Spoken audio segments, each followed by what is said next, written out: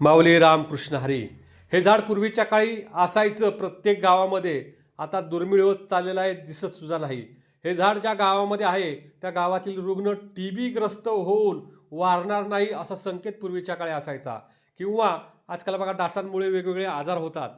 डासांची उत्पत्ती रोखणारं हे झाड आहे. त्यामुळं वेगवेगळे मलेरिया किंवा वेगवेगळे त्रास होत नाही. त्यामुळे मुद्दाम तुम्ही हे झाड लावायचं. दुष्काळ पडला की पाणी दूषित होतं. या दूषित पाण्यामुळे वेगवेगळे आजार होतात. तर दूषित पाणी झालं की याची पानं पूर्वीच्या काळी लोक अशी पाण्यात टाकत. त्यामुळे पाणी शुद्ध होईल. त्यामुळे पाण्या शुद्ध झाल्यामुळं वेगवेगळे त्रास दूषित पाण्याचे होत नसत. हे जे काही फुलं आहेत त्या फुलामध्ये मध आहे. तो मध चोखायचा.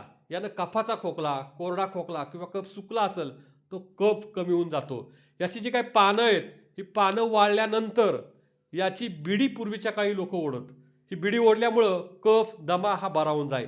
जखम कसली बरी होत नसेल तर जखम बरी होण्यासाठी याची पानं वाटून त्या जखमेवरती लावत. डोकं दुखलं तरीसुद्धा तुम्ही पानं जशी तव्यावरती गरम करून लावताय, डोकं दुखायचं कमी होऊन जातं. अहो, अशा झाडांची माहिती मी सांगत असतो, तर तुम्ही माहिती सर्वांपर्यंत अवश्य पाठवा.